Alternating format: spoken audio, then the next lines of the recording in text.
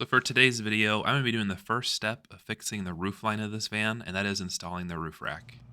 So if you're just here to see this roof rack on this van, I'm just going to put it out in the beginning. This is the roof rack on the van. It looks amazing. I don't have any complaints about it. So I do highly recommend this as a roof rack. I just want to put it in the beginning, that way I can save you time. The installation's pretty easy. Just takes a little bit of time. So let's get to the unboxing part. So this is how it came. It's an Amazon product. Melipron, they sell through Amazon.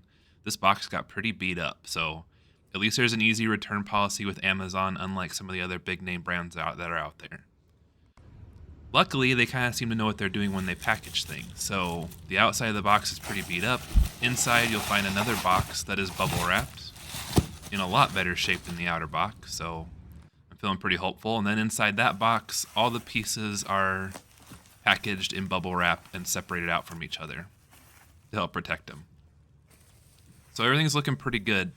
The only thing that was wrong, I guess, with the shipping was one of these screw packages blew apart. One of them has a big leak in it, so there were loose screws everywhere. I'll show you in this video, though, why the screws in the packages aren't that important. You should just separate them out on your own. So the first step that Melipron says to do is lay it all out on the floor, make sure all your pieces are present. They actually recommend building it in one piece off the van and then installing on your van. If you had a clean roof with nothing on it, that'd be easy. But with my van being the Thor Sanctuary, it already has a bunch of stuff in the way, so I'll have to do it different. The only two damaged parts I found were these little nicks on this one crossbar in the back. And then there's a pretty deep nick in this side channel bar. Otherwise, everything looks pretty good. So talking about the hardware is all the same. The washers are the same size, the lock washers are the same, the nuts are the same. The only thing you have are 3 different size screws. I called them small, medium, and large, but it's 16, 20, and 25 in length. Plus there's some bolts for your roof, and we're going to talk about those next. So now looking at the roof of a Ford Transit, you have holes that are already pre-made. They're covered with this little thin disc. It's kind of glued on. Just use a pry tool to get it off. And there's already a spot for you to screw the bolts into. It's in the square cutout, so there's a couple of these these little discs that you can pull off. Don't pull that one off. That one that's in that small round groove, just pull off the big square ones. There's 4 on each side. So first and second hole were fine. This third hole needs a little bit of grinding, and this is a thing that I've read about the Ford Transit. When you pop those off, it's not always lined up correctly. So I'm just using a Dremel with a grinding bit on the top and just trying to elongate the hole so that I can put the screw in straight into that hole. A little messy. Make sure you wear safety glasses and make sure you clean this up with like alcohol and paint when you're done. And looking at the last hole on the passenger side, look how far off that is. Only the first 2 on the passenger side were straight. I had to drill or grind 6 of these holes. So even after a lot of grinding, I still wasn't quite there. And like I said, make sure you clean it up with alcohol, let it adequately dry, and then spray paint it to prevent rust. Just got some Rust-Oleum rust reformer up there. Now looking at the feet that hold this thing, that big rubber pad, it's pretty thick. These things are pretty hefty. This one is screwed down just to the point where the screw meets the threads, just where it starts to grab. This is one of my tips. So this is a 30 millimeter long bolt that you're putting on the top.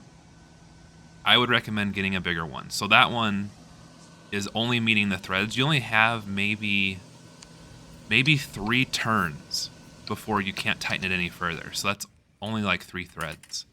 I went to my hardware store. I bought a 35 length and a 40 length. This is the 40. I can screw it almost down flush with the van and it doesn't hit anything. And I use my fingers, so I wasn't forcing it. But look how many more threads I have to hold this down. So I would recommend upgrading it to 40 length, or at least 35. I'll put links to everything I bought in the description. This is what I talk about with the hardware. Everything's the same, except for these are the smalls, 16s. These are the longs, these are 30s. And then this is a 25. You have the T-nuts, the locking nuts, washers, lock washers. They're all the same for everything. So you can just mix all your hardware into one, just segregate out your different screw sizes. So for connecting the long T-nuts to make these channels all the way, I'm going to use Loctite on them. You can see I got them together. There'll be screws in the top and the bottom. That'll be its orientation. And then I'm going to put the feet or the base on these inside the house. It'll be easier to do it in here. Just don't tighten these feet on. And then that way when you get in the van, it'll be easier. You're going to have 2 in the back, 2 in the front. You want the T-nuts, washers, lock washers, and these are the 16 or the 20 length screws, so the medium length screw. When using or when working with extruded aluminum, it's actually pretty simple. You just kind of have to plan ahead. So make sure you put all your sliding T-nuts in the channel before you screw down or tighten down whatever's going on like the very end. So those 2 are for the middle one, and then I'll put these 2 in for the very end. And I'll push the other ones up front. I'll do the same deal. And all you do is just line these up, line up your holes, and it's just going to go together like that. It's all pretty easy stuff to work with. So just make sure your orientation's right. So one thing I was worried about with this van, you can see I got that other rail already on. And everything's kind of lined up. It's all loose though. But one thing I was worried about was this vent. I did have to file off one side, and I ended up cutting off the whole top, but it just barely fits under there. But I ended up just slicing that whole side off of there. You'll see it later in this video.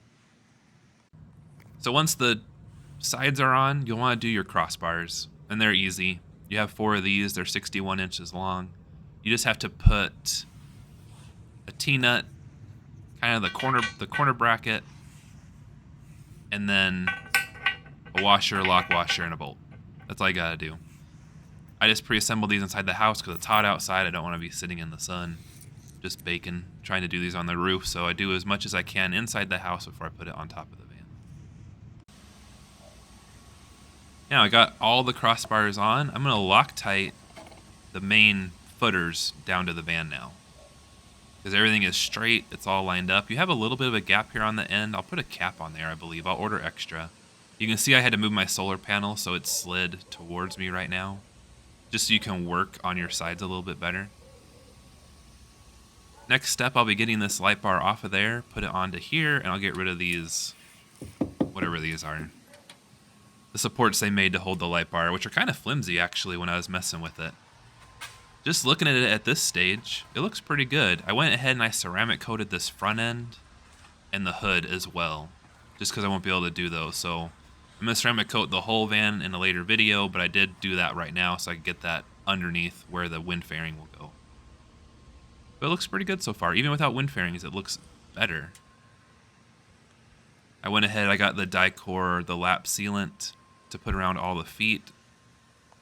I will probably put another layer on. I'm basically just trying to get it flush with the van because I don't want any puddles of water to form in any spot. So, but that's looking pretty good. Dicor is really easy to work with. You just kind of, I got the self-leveling, just pour it in there and it all levels out. So I disconnected the light bar, took its hardware. I'm going to reuse the base of it, but I'm not going to reuse that screw, obviously. It's not going to fit. But I'll reuse those feet. I'll kind of freshen it up a little bit with some paint, just because it looks a little worn.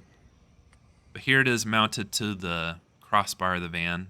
Installation was easy, same thing, sliding T-nut with the M8 hardware that it came with, the van came with. Or not the van, the roof rack, I should say. Here's an example. These end caps are actually solid. I drilled holes in them because I'm worried that they're going to hold rainwater in that top, like, because it's like a U channel. I'm worried that it'll hold rainwater in there, so I drilled little holes in there just to drain the water out. You can see I got the side wind fairings on. They're loose. I'm going to end cap this top one, just so you can see. I had to order more end caps. I'll put a link to those. I drilled a hole in them too, just so water doesn't just pool in them. Leave these all loose. This is what your wind fairing is going to attach to a little bit later. But yeah, it's looking pretty good. Everything seems to fit. So now looking at some measurements, your distance across is over 61 inches. Comparing it to other roof racks I saw out there, they're a little bit narrower. So this is one of the widest ones that I saw for a Ford Transit. So 61 inches in width, which is pretty nice. And then I noticed right here that sill's coming out of that. little bathroom vent. I'll replace that. I'll show you guys how to do that in another video. It's not very hard. And then total length. So we got 61 inches wide. Total length of this, 115-ish, 114. You might be able to push another inch out of there. That's just crossbar to crossbar. Obviously, you can overhang stuff a little bit if you wanted to. Taking it for a drive, I just wanted to see. One of the only negative reviews was that it had a rattle. I don't have a rattle. And also, I was worried about satellite radio, but satellite radio is still working. So hopefully this ends up increasing fuel economy. But yeah, I've been driving it for about 5 days now, going different directions. Satellite radio seems to work, and I don't notice any weird rattles from the top of the van. And then looking at the light bar, just a reflection in the glass. When I do light the light bar up, you can see both rows. I'm kind of thinking the bottom row might be cut off a little bit, but otherwise, I think this is going to work out just fine with the light bar that Thor gave us.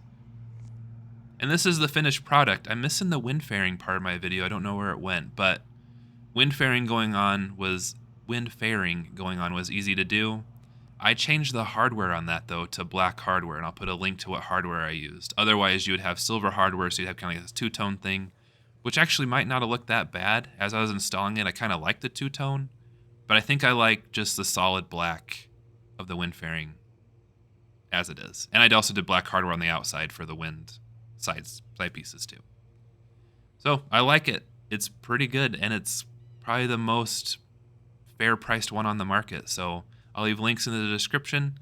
It sells out often, but they always get it back in stock. So like and subscribe for more, and thanks for watching.